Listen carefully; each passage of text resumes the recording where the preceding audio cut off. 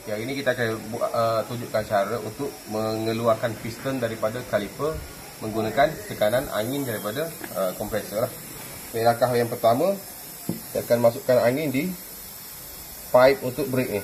Okey. Kita kena lapik lah dengan kain sikit. Begini. Letak kayu. Okey. Tangan pastikan jauh daripada piston lah. Takut dia tu kena tangan terkepit. Okay, yang ketiga tekan. Okey, tekan. Piston akan keluar lah. Pastikan berhati-hati supaya tak terkena tangan awak.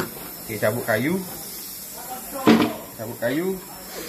Dia boleh tarik piston keluar. Okey. Ni piston. Ni dust cover ataupun boot. Ni dia punya caliper seal. Piston seal.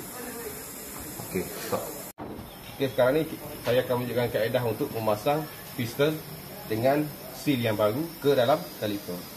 Okay, ini adalah piston seal. Ini adalah dust cover untuk kaliper brake. Okay. Langkah yang pertama, masukkan seal ke dalam lurah untuk kaliper brake. Okay. Beri zoom lah, tak nampak. Okay, boleh tengok dekat.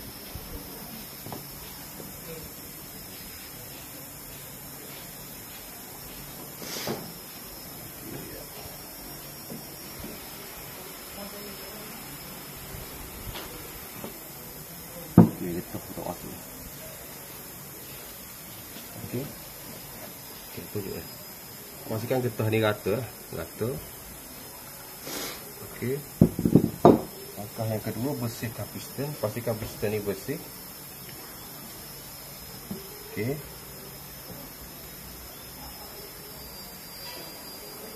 Kemudian ambil rubber grease. Okey. Letakkan sedikit pada piston ataupun seal. Letakkan pada piston lah. Letakkan pada piston. Sedikit saja sudah cukup. Okey, langkah yang ketiga.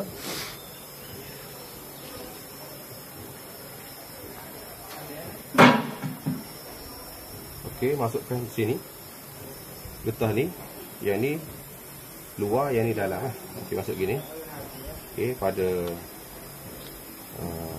tempat dia tu. Okey. Ni kerukan yang sudah siap lah. Nanti akan masuk gini lah. Tapi untuk pasang kita kena tarik dulu. Tarik. Okey, tarik lagi sampai ke hujung. Sampai ke hujung gini.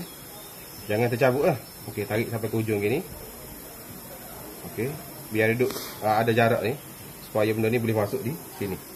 Okey, lepas tu dengan keadaan gini kita masukkan dalam slot ni, dalam ruangan ni.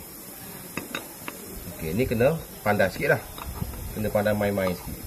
Okey. Masukkan belakang dulu. Masukkan bahagian belakang dulu. Okey. Nampak dia rata kan? Dia rata ni. Belakang pun rata. Nampak tu? Boleh. Seterusnya kita tekan saja sampai dia masuk rapat. Pastikan piston ni straight lah. Piston ni rata. Balance masuk. Okey, slow-slow gitu. Okey, tekan kiri kanan. Okey. Okey, tekan. Okey, masuk dah tu. Okey. Jadi bila masuk gini maknanya dia akan masuk dengan cantik lah, dengan rata. Ikut standard dia. Okey, itu saja. Terima kasih.